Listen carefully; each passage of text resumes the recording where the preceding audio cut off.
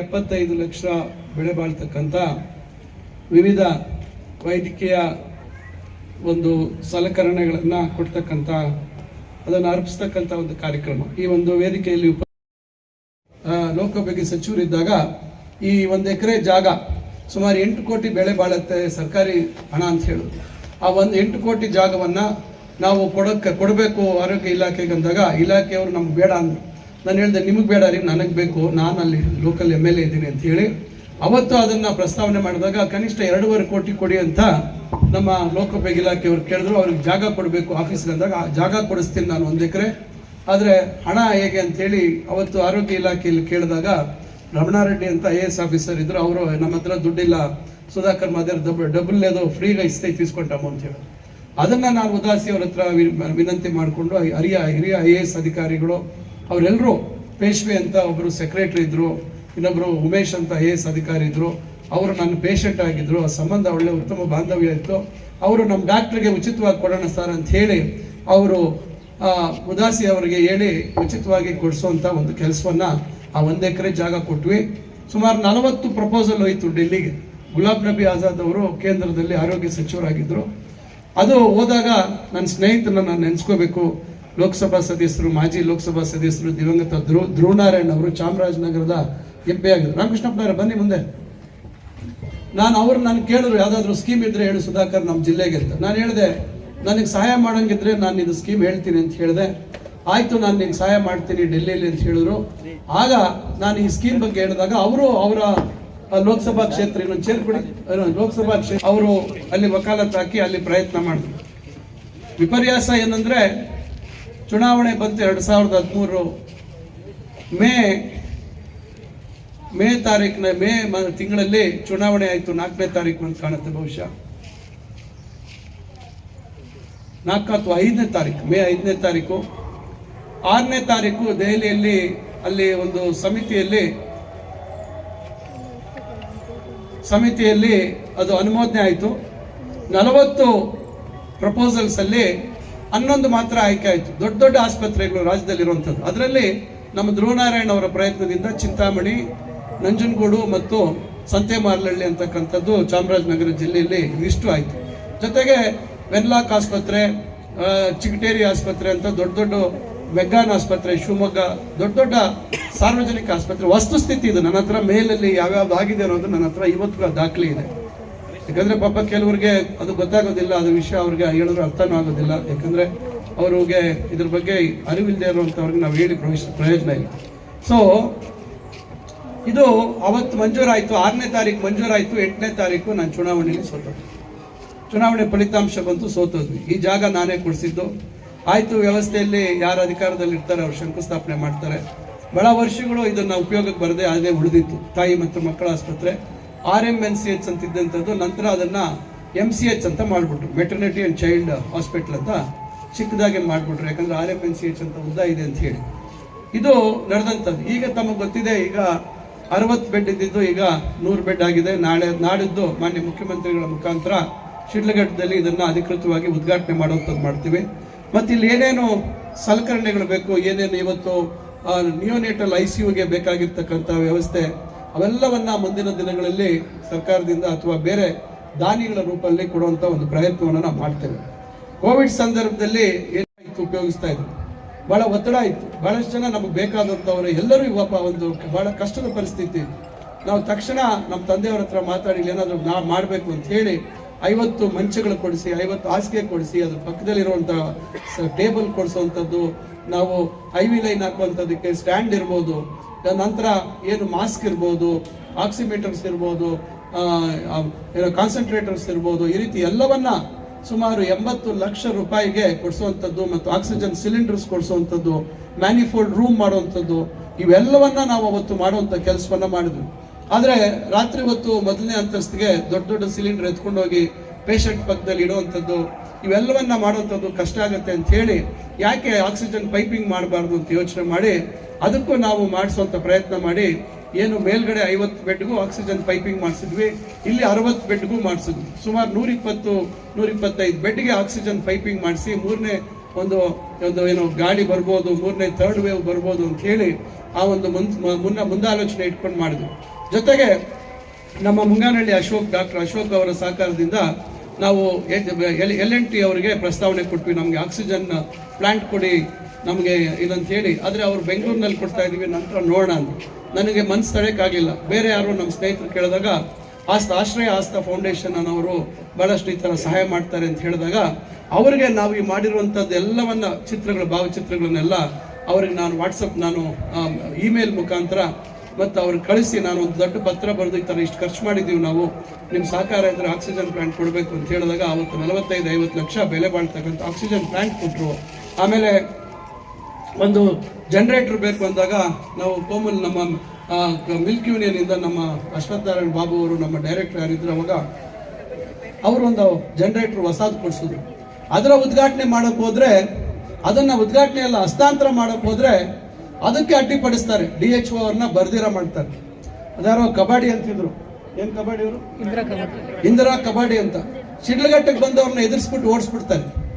ಕಡೆಗೆ ನಾವೇ ಅದನ್ನ ಹಸ್ತಾಂತರ ಮಾಡಿದ್ವಿ ಇಲ್ಲಿ ಆಸ್ಪತ್ರೆಗೆ. ಈ ರೀತಿ ರಾಜಕಾರಣ ಮಾಡಿದ್ವಿ. ಅಂದ್ರೆ ಕಾಲ ಯಾವತ್ತೂ ಒಂದೇ ರೀತಿ ಇರೋದಿಲ್ಲ.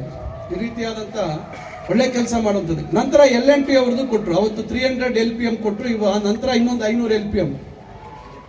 ಇಷ್ಟು ಜಿಲ್ಲಾ ಆಸ್ಪತ್ರೆಯಲ್ಲಿ ಇರಲಿಲ್ಲ. ಯಾರು ರಾಜ್ಯದ ಆರೋಗ್ಯ ಮತ್ತು ವೈದ್ಯಕೀಯ ಶಿಕ್ಷಣ ಸಚಿವರು 2 ಇಲಾಖೆ ಇಟ್ಕೊಂಡಂತ ಅವ್ರ ಕ್ಷೇತ್ರದಲ್ಲೇ ಇಷ್ಟು ಆಕ್ಸಿಜನ್ ಜನರೇಷನ್ಗೆ ಅವಕಾಶ ಇರಲಿಲ್ಲ. ಇಷ್ಟೆಲ್ಲ ನಾವು ಇಲ್ಲಿ ಮಾಡಿದ್ವಿ. ಆದರೆ ಏನೋ ಜನರ ಅದೃಷ್ಟ, ಎಲ್ಲರ ಅದೃಷ್ಟ, 3ನೇ ಗಾಡಿ ಬರಲಿಲ್ಲ, ಏನು ತೊಂದರೆ ಆಗಿಲ್ಲ, ಸಾವು ನೋವು ನಷ್ಟ ಆಗಿಲ್ಲ. ಆದರೆ 50 ಹಾಸಿಗೆಯಿಂದ ಒಂದೇ ಸತಿ 100 ಆಯ್ತಲ್ಲ, 2 ದಿವಸಕ್ಕೆ ಭರ್ತಿ ಆಯ್ತಲ್ಲ, ಎಷ್ಟು ಜನಕ್ಕೆ ಉಪಯೋಗ ಆಯಿತು, ಎಷ್ಟು ಜನ ಪರದಾಡ್ತಿದ್ರು, ಏನೇನು ಪರಿಸ್ಥಿತಿಗಳಾಯಿತು ನಾವೆಲ್ಲ ನೆನೆಸ್ಕೋಬೇಕಾಗುತ್ತೆ. ಅದನ್ನು ನೋಡಿದಂತ ನಾನು ಯೋಚನೆ ಮಾಡಿದೆ, ಇಲ್ಲಿ ಶಾಶ್ವತವಾಗಿ ನಾವು ಏನಾದರೂ ಮುಂದೆ ನನಗೆ ದೇವರು ಅವಕಾಶ ಮಾಡಿಕೊಟ್ರೆ ಈ ಆಸ್ಪತ್ರೆನ ಉನ್ನತ ದರ್ಜೆಗೆ ನಾನು ಏರಿಸಲೇಬೇಕು. ಈ ರೀತಿ ಒಂದು ಸರ್ಕಾರಿ ಆಸ್ಪತ್ರೆ ಇರುವಂಥದ್ದು ಸೂಕ್ತ ಅಲ್ಲ ಅಂತಕ್ಕಂಥದ್ದು ನಾವು ಬಹಳಷ್ಟು ಅದ್ರ ಬಗ್ಗೆ ನಾನು ಯೋಚನೆ ಮಾಡಿದ್ದೆ. ಅದೇ ರೀತಿ ದೇವರು ತಾವೆಲ್ಲರೂ ಮನಸ್ಸು ಮಾಡಿ ನನಗೊಂದು ಅವಕಾಶ ಮಾಡಿಕೊಟ್ರಿ. ಸರ್ಕಾರದಲ್ಲಿ ಮಂತ್ರಿ ಆಗುವಂಥ ಭಾಗ್ಯ ಆಯಿತು. ತಕ್ಷಣ ನಾನು ಇದ್ರ ಕಡೆ ಗಮನ ಕೊಟ್ಟೆ. ಡಾಕ್ಟರ್ ಮಂಜುನಾಥ್ ಇವತ್ತು ಲೋಕಸಭಾ ಸದಸ್ಯರಾಗಿದ್ದಾರೆ, ಜಯದೇವ ಮಂಜುನಾಥ್ ಅವರು ನನಗೆ ಬಹಳ ಆತ್ಮೀಯರು. ನಾನು ಅವ್ರ ಜೊತೆ ಚರ್ಚೆ ಮಾಡಿದಾಗ ಅವ್ರು ಹೇಳಿದ್ರು, ಡಾಕ್ಟರ್ ಸುಧಾಕರ್, ನೀವು ಮೆಡಿಕಲ್ ಕಾಲೇಜು ಮತ್ತೊಂದು ಮಾಡೋದಲ್ಲ, ಒಂದು ಆಸ್ಪತ್ರೆನ ಇಂಪ್ರೂವ್ ಮಾಡಿ, ಅದೇ ನಿಮಗೆ ದೊಡ್ಡ ಅನುಕೂಲ ಆಗುತ್ತೆ. ನೀವು ಸುಮ್ಮನೆ ಕಾಲೇಜು ಮತ್ತೊಂದು ಮಾಡಿದ್ರೆ ಯಾರೋ ಮಕ್ಕಳು ಬರ್ತಾರೆ, ಸೇರ್ತಾರೆ, ಓದ್ತಾರೆ, ಆದರೆ ಆಸ್ಪತ್ರೆ ಆಗತ್ತಿಲ್ಲ ಅಂತಿಲ್ಲ. ಆದರೆ ಇರೋ ಆಸ್ಪತ್ರೆನ ನೀವು ಉನ್ನತ ದರ್ಜೆಗೆ ಏರಿಸುವಂತ ಒಂದು ಕೆಲಸ ಮಾಡಿ ಅಂದಾಗ ಅವರೇ ಒಬ್ರು ಆರ್ಕಿಟೆಕ್ಟ್ನ ನಮಗೆ ಪರಿಚಯ ಮಾಡಿಕೊಟ್ರು. ನಂತರ ಇದನ್ನೆಲ್ಲ ಒಂದು ಕಾರ್ಪೊರೇಟ್ ಶೈಲಿಯಲ್ಲಿ ಇದನ್ನ ಒಂದು ಯೋಜನೆಯನ್ನ ರೆಡಿ ಮಾಡಿದ್ವಿ. ಒಂದು ಸುಮಾರು 55-60 ಕೋಟಿ ಆಯ್ತು. ಎಲ್ಲಿ ತಡೋದು ದುಡ್ಡು, ಇವೆಲ್ಲ ಯೋಚನೆ ಮಾಡಿ. ಆದ್ರೂ ಕೂಡ ಮನಸ್ಸಿದ್ರೆ ಖಂಡಿತ ಒಂದು ಅವಕಾಶ ಬರುತ್ತೆ ಅಂತ ಹೇಳಿ ಏನೋ ಕ್ರಿಟಿಕಲ್ ಕೇರ್ ಬ್ಲಾಕ್ ಜಿಲ್ಲಾ ಕೇಂದ್ರದಲ್ಲಿ ಆಗಬೇಕು ಅಂತ ಇತ್ತು, ಜಿಲ್ಲಾ ಹಾಸ್ಪಿಟಲ್ ಹತ್ರ. ಆದರೆ ಆಸ್ಪತ್ರೆ ಇವತ್ತಿಗೆ ಪ್ರಾರಂಭ ಆಗಿಲ್ಲ. ಮತ್ತೆ ಈ ವರ್ಷದೊಳಗೆ ಅದನ್ನ ಕಾಮಗಾರಿ ಶುರು ಆಗಬೇಕಿತ್ತು, 26ರೊಳಗೆ ಪೂರ್ಣ ಆಗಬೇಕು. ಇವೆಲ್ಲ ಗಮನಿಸಿ ನಾನು ನ್ಯಾಷನಲ್ ಹೆಲ್ತ್ ಮಿಷನ್ಗೆ ಚಿಂತಾಮಣಿ ಕೂಡ ಇವತ್ತು ದೊಡ್ಡ ತಾಲೂಕು, ಇಲ್ಲಿ ಕೂಡ ಹೆಚ್ಚಿನ ಸೌಲಭ್ಯ ಬೇಕು. ಅಲ್ಲಿ ಮೆಡಿಕಲ್ ಕಾಲೇಜ್ ಇದೆ. ಈ ಮೆಡಿಕಲ್ ಕಾಲೇಜಲ್ಲಿ ಸುಮಾರು 35-40 ಬೆಡ್ ICU ಇರ್ತದೆ. ಮತ್ತೆ ಜಿಲ್ಲಾ ಆಸ್ಪತ್ರೆ ಇದೆ, ಇವೆಲ್ಲ ಇದೆ. ಆದರೆ ಇಲ್ಲಿ ಅಷ್ಟೇ ಪ್ರಮಾಣದಲ್ಲಿ ಇವತ್ತು ಹೊರ ರೋಗಿಗಳ ಸಂಖ್ಯೆ ಇದೆ. ಇಲ್ಲಿ ಚಿಕಿತ್ಸೆಗೆ ಬಹಳ ಪಕ್ಕದಲ್ಲಿ ಇರ್ತಕ್ಕಂಥ ತಾಲೂಕು ಮತ್ತು ರಾಜ್ಯದಿಂದ ಬರ್ತಾರೆ. ಇದನ್ನ ಆಗ್ಬೇಕು ಅಂತ ಹೇಳಿ ಎಲ್ಲ ರೀತಿ ನಾವು ತಯಾರು ಮಾಡಿ NHMಗೆ ನ್ಯಾಷನಲ್ ಹೆಲ್ತ್, ನಾನು ವೈದ್ಯಕೀಯ ಶಿಕ್ಷಣ ಇಲಾಖೆ ಸಚಿವರು ನನಗೆ ಕೇಳಿದ್ರು, ರಾಜಕೀಯವಾಗಿ ನಿನ್ಗೇನಾದ್ರೂ ತೊಂದರೆ ಆಗುತ್ತಾ ನೋಡು, ಅಲ್ಲಿಂದ ಶಿಫ್ಟ್ ಮಾಡಿ. ನಾನು ಹೇಳಿದೆ, ಅದನ್ನ ನಾನು ಎದುರಿಸ್ತೀನಿ, ನನ್ನ ಹತ್ರ ಶಕ್ತಿ ಇದೆ, ನಾನು ಯಾವ ಕಾರಣಗಳು ಕೊಡುವಂಥದ್ದು ಅಂತ ಹೇಳಿ ಕಡೆಗೆ ಅದನ್ನು ಆರೋಗ್ಯ ಮತ್ತು ಕುಟುಂಬ ಕಲ್ಯಾಣ ಇಲಾಖೆಗೆ ವರ್ಗಾಯಿಸಿ ಅಲ್ಲಿಂದ ನ್ಯಾಷನಲ್ ಹೆಲ್ತ್ ಮಿಷನ್ಗೆ ಕಳಿಸಿ ನ್ಯಾಷನಲ್ ಹೆಲ್ತ್ ಮಿಷನ್ ಅಲ್ಲಿ ನಾವು ಅನುಮತಿ ಪಡ್ಕೊಂಡು ಬಂದ್ವಿ. ಪಾಪ ಆಮೇಲೆ ಅಲ್ಲಿ ಲೋಕಸಭಾ ಸದಸ್ಯರು ಪಾಪ ಅವ್ರೇನು ಹೇಳಿದ್ರು, ನಾವು ಎಲ್ಲ ಮಾಹಿತಿ ತಿಳ್ಕೊಂಡು ಅವರು ಸುಮ್ಮನೆ ಆಗ್ಬಿಟ್ರು. ಯಾಕಂದ್ರೆ ಎಲ್ಲ ರೀತಿಯ ಅನುಮತಿಗಳನ್ನು ಪಡ್ಕೊಂಡು ಆ CCBಯನ್ನ 24 ಕೋಟಿಯಲ್ಲಿ ಆಗುವಂಥದ್ದನ್ನ ಸ್ವಲ್ಪ ಅದನ್ನು ಕಮ್ಮಿ ಮಾಡಿ 16 ಕೋಟಿಯಲ್ಲಿ ಮಾಡ್ತಾ ಇದ್ದಾರೆ. ಆದರೆ ಇನ್ನೂ ಅದಕ್ಕೆ 7-8 ಕೋಟಿ ರೂಪಾಯಿ ಅವಶ್ಯಕತೆ ಇದೆ. ಈ ಏನೀಗ ಈಗ 60ರಿಂದ 100 ಬೆಡ್ ಮಾಡಿದ್ದೀವಿ, 6 ಕೋಟಿ ಚಿಲ್ಲರೆ ಇತ್ತು. ಇದಕ್ಕೆ ಮತ್ತೆ ಸುಮಾರು ನಾವು 8.25 ಕೋಟಿ, 6 ಕೋಟಿ 60. ಅದನ್ನೆಲ್ಲ ನಾನು ಆ್ಯಡ್ ಮಾಡಿಸಿ ದಿನೇಶ್ ಗುಂಡೂರಾವ್ ಅವ್ರ ಹತ್ರ ಮಾತಾಡಿ ಅದನ್ನ 8.25 ಕೋಟಿಗೆ ಇದನ್ನ ಜಾಸ್ತಿ ಮಾಡಿಸಿ ಈಗ ಕಟ್ಟಡ ಕಾಮಗಾರಿ ಎಲ್ಲ ಪೂರ್ಣ ಬಹುತೇಕ 99% ಆಗಿದೆ. ಸಣ್ಣ ಪುಟ್ಟ ಇದೆ. ಇದನ್ನ ನಾಡಿದ್ದು ಉದ್ಘಾಟನೆ ಮಾಡಿಸ್ತಾ ಇದ್ದೀನಿ. ಸಂತೋಷದ ವಿಚಾರ ಏನಂದ್ರೆ, ಏನ್ ನಾನು ಕನ್ಸ್ಕೊಂಡಿದ್ದೆ ಈಗ ಕನಸಿನಂತೆ ಹಂತವಾಗಿ ಇದನ್ನ ಪೂರೈಸುವಂಥದ್ದು ಮಾಡ್ತಾ ಇದ್ದೀನಿ.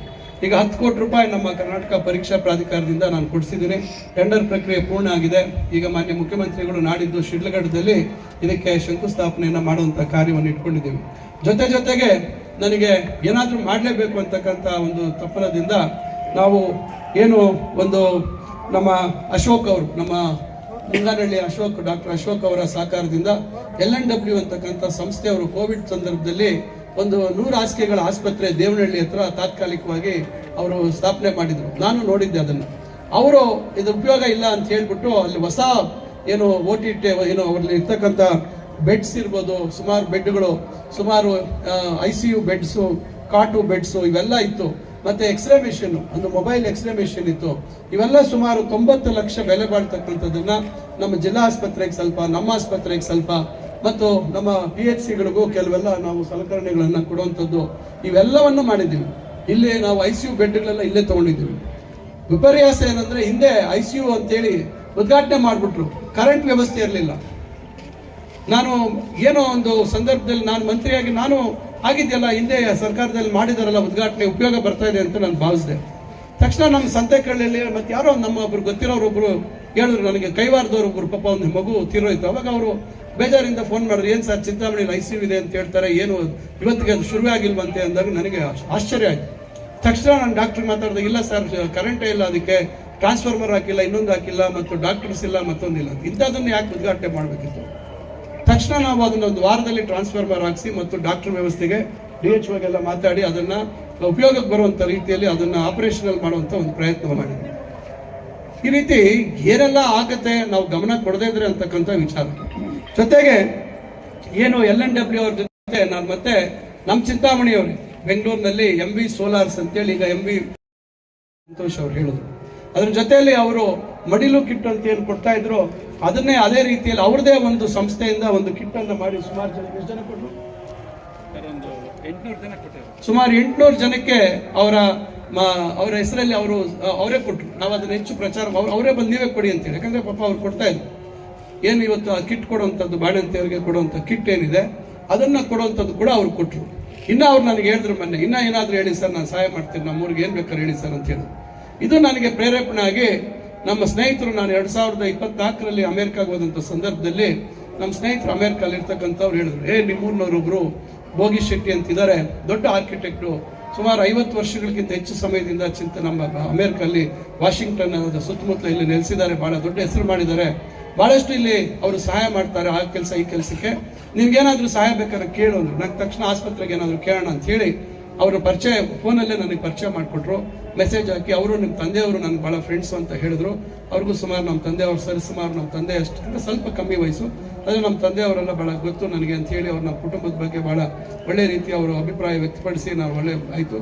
ಈ ವರ್ಷ ನಾನು ಹೋದಂಥ ಸಂದರ್ಭದಲ್ಲಿ ಅವ್ರಿಗೆ ಮುಂಚಿತವಾಗಿ ಆಸ್ಪತ್ರೆ ವಿನ್ಯಾಸ ಏನು ಮಾಡಿಸಿದ್ದೆ, ನಾನು ಮಾಸ್ಟರ್ ಪ್ಲಾನ್ ಏನು ಮಾಡಿದ್ದೆ, ಏನೀಗೆಲ್ಲ ಎಲ್ಲ ಕಡೆ ವಿಡಿಯೋ ಆಗ್ತಾ ಇದೀವಿ, ಅದನ್ನ ನಾನು ಅವ್ರಿಗೆ ತೋರಿಸಿದಾಗ ಬಹಳ ಖುಷಿಯಿಂದ ಹೇಳಿದ್ರು, ಇಲ್ಲ ನಮ್ಮೂರಿಗೆ ಏನಾದ್ರು ಮಾಡ್ತೀನಿ ಅಂದ್ರು. ನಾನು ಹೇಗೂ ಅಮೆರಿಕಾಗೆ ಬರ್ತಾ ಇದ್ದೀನಿ, ನಿಮ್ಮನ್ನು ಭೇಟಿ ಮಾಡಬೇಕು ಅಂದಾಗ ಅವ್ರ ಮನೆಗೆ ಹೋಗಿ ಅವ್ರ ಮನೇಲಿ ಊಟ ಮಾಡಿ, ಅವ್ರ ಶ್ರೀಮತಿ ಅವರು, ಅವ್ರ ಮಗ, ಅವರೆಲ್ಲರನ್ನೂ ಭೇಟಿ ಮಾಡಿ ಈಗ ಅವ್ರು ನನ್ನ ಬೆನ್ನಿಂದೆ ಬಿದ್ದುಬಿಟ್ಟಿದ್ದಾರೆ. $1 ಮಿಲಿಯನ್ ಅಮೆರಿಕನ್ ಡಾಲರ್ ಅಂದ್ರೆ ಸರಿಸುಮಾರು 8 ಕೋಟಿ 90 ಲಕ್ಷ ಇಷ್ಟು ನಾನು ಕೊಡ್ತೀನಿ ಅಂತಕ್ಕಂಥ ಮಾತನ್ನ ಹೇಳಿದ್ದಾರೆ. ಅವ್ರು ನನ್ನ ಬೆನ್ನಿಂದೆ ಬಿದ್ದುಬಿಟ್ಟಿದ್ದಾರೆ. ಯಾವಾಗ ಮಾಡೋಣ ಯಾಕಂದ್ರೆ ಅದಕ್ಕೊಂದು ವ್ಯವಸ್ಥೆ ಇದೆ, ಅದಕ್ಕೊಂದು ಪರ್ಮಿಷನ್ ತಗೋಬೇಕು. ನಾವೇನೀಗ ಈ ಹಳೆ ತಾಲೂಕು ಹೆಲ್ತ್ ಆಫೀಸರ್ ಜಾಗ ಇದೆ, ಅದನ್ನ ತೆಗೆದು ಇಲ್ಲಿ 4 ಗ್ರೌಂಡ್ ಪ್ಲಸ್ 3 ಫ್ಲೋರ್ಸ್ ಅಂತ ಪ್ಲಾನ್ ಮಾಡಿದ್ದೀವಿ. ಒಂದು ಡಯಾಗ್ನೋಸ್ಟಿಕ್ ಬ್ಲಾಕು, ರೇಡಿಯಾಲಜಿ ಬ್ಲಾಕು, ಮುಂದಿನ ದಿನಗಳಲ್ಲಿ ಇಲ್ಲಿ CT ಸ್ಕ್ಯಾನ್ ಬೇಕು, ನಾಳೆ MRI ಬೇಕು, ಬೇರೆ ಅದಕ್ಕೆ ಬೇಕಾಗಿರ್ತಕ್ಕಂಥ ಬೇರೆ ಸೌಲಭ್ಯ ಮಾಡಬೇಕು. ಮತ್ತು ಸ್ವಲ್ಪ ನೆಕ್ಸ್ಟ್ ಲೆವೆಲ್ ತಗೊಂಡು ಹೋಗ್ಬೇಕು ಅಂತ ಹೇಳಿದ್ರೆ ಸ್ವಲ್ಪ VIP ವಾರ್ಡ್ಸ್, ಈ ತರ ಸುಸಜ್ಜಿತವಾಗಿ ಕೆಲವು, ಇದೊಂದು ರೀತಿ ಸರ್ಕಾರಿ ಆಸ್ಪತ್ರೆ ಇರೋದಕ್ಕಿಂತ ಖಾಸಗಿ ಆಸ್ಪತ್ರೆಯ ಒಂದು ಮಾದರಿಯಲ್ಲಿ ಮೂಲಭೂತ ಸೌಲಭ್ಯ ಇಲ್ಲಿ ಸೃಷ್ಟಿ ಮಾಡಬೇಕು ಅಂತಕ್ಕಂಥ ದೃಷ್ಟಿಯಲ್ಲಿ ನಾವು ಅದನ್ನ ವಿನ್ಯಾಸ ಮಾಡಿಸಿದೀವಿ. ಅದಕ್ಕೂ ಇದಕ್ಕೂ ಕನೆಕ್ಷನ್ ಮಾಡುವಂಥದ್ದು ಮಾಡಿದೀವಿ. ಮತ್ತು ಇದ್ರ ಮೇಲೆ ಈಗ ಗ್ರೌಂಡ್ ಪ್ಲಸ್ 1 ಫ್ಲೋರ್ ಇದೆ, ಅದ್ರ ಮೇಲೆ 2 plus ground second 3rd floor ಮಾಡಬೇಕು ಅಂತದ್ದಿತ್ತು. ಈಗ ನಾವು ನಮ್ಮ ಪರೀಕ್ಷಾ ಪ್ರಾಧಿಕಾರದಿಂದ 2nd ಫ್ಲೋರ್ ಪ್ರಾರಂಭ ಮಾಡ್ತಾ ಇದೀವಿ. ಈಗ 50 ಬೆಡ್ ಜಾಸ್ತಿ ಆಗುತ್ತೆ, ಅಲ್ಲಿ ಹೊಸ OT ರೂಮ್ಸ್ ಆಗುತ್ತೆ. ಸುಸಜ್ಜಿತವಾಗಿ ಇವತ್ತಿನ ಕಾಲಕ್ಕೆ ಯಾವ ರೀತಿ ಇರಬೇಕು ಅಂತಕ್ಕಂಥ ನಿಟ್ಟಿನಲ್ಲಿ ಅದನ್ನ ಮಾಡುವಂಥದ್ದು ಮಾಡ್ತೀವಿ.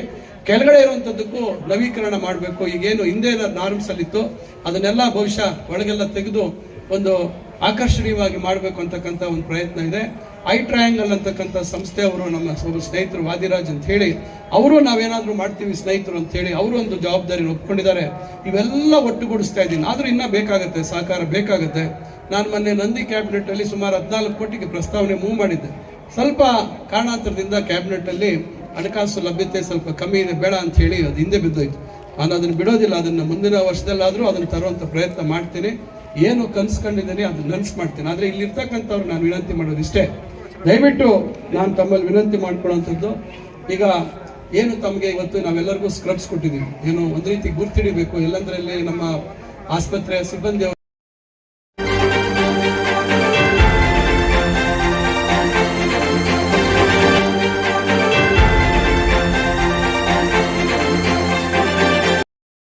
ನೀವು ನಮ್ಮ ಚಾನಲ್ಗೆ ಸಬ್ಸ್ಕ್ರೈಬ್ ಆಗಿಲ್ಲ ಅಂದ್ರೆ ಈಗಲೇ ಸಬ್ಸ್ಕ್ರೈಬ್ ಆಗಿ ಪಕ್ಕದಲ್ಲೇ ಇರುವ ಬೆಲ್ ಐಕಾನ್ ಕ್ಲಿಕ್ ಮಾಡಿ. ಮತ್ತಷ್ಟು ಅಪ್ಡೇಟ್ಗಳಿಗಾಗಿ ಫೇಸ್ಬುಕ್, ಇನ್ಸ್ಟಾಗ್ರಾಮ್, ಟ್ವಿಟರ್ನಲ್ಲಿ ಫಾಲೋ ಆಗಿ.